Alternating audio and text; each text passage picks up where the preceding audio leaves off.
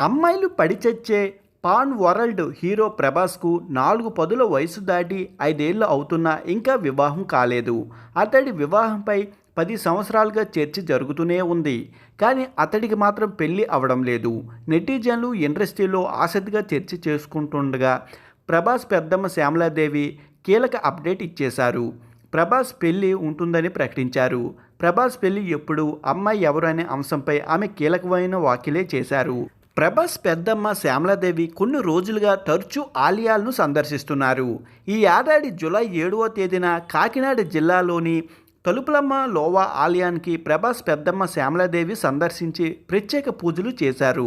ఇప్పుడు తాజాగా కోనసీమ జిల్లాలోని ప్రసిద్ధి పంచారామ క్షేత్రం ద్రాక్షారామం మాణిక్యాంబ సమేత భీమేశ్వర స్వామిని సోమవారం ప్రభాస్ పెద్దమ్మ శ్యామలాదేవి దర్శించుకున్నారు. శ్రావణ మాసం సోమవారం సందర్భంగా ఆలయాన్ని సందర్శించి ప్రత్యేక పూజలు చేశారు. ఆమెకు ఆలయ పాలకులు, అర్చకులు ప్రత్యేక దర్శనం కల్పించి పూజలు చేయించారు.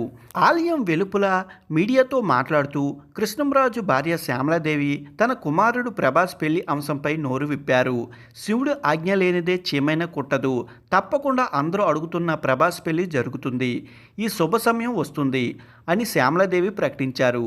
ఈ ఆలయానికి తరచూ తన భర్త కృష్ణంరాజు కలిసి వచ్చేదాన్నని ఆమె గుర్తు చేసుకున్నారు. ప్రభాస్ ఏ అమ్మాయిని చేసుకుంటారని మీడియా ప్రశ్నించింది.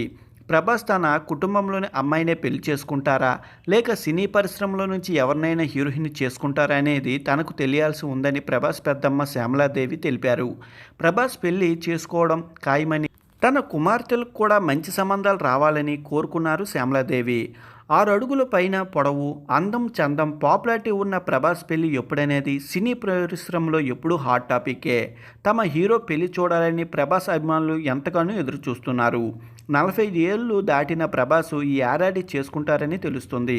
అతడి పెళ్లి కోసం పెద్దమ్మ శ్యామలాదేవి చాలా కష్టపడుతున్నారని తరచూ ఆలయాలను సందర్శించడం చూస్తుంటే తెలుస్తుంది. ప్రభాస్ పెళ్లితో పాటు తన కుమార్తెల వివాహం కోసం కూడా శ్యామలాదేవి ప్రత్యేక పూజలు చేయిస్తున్నారు.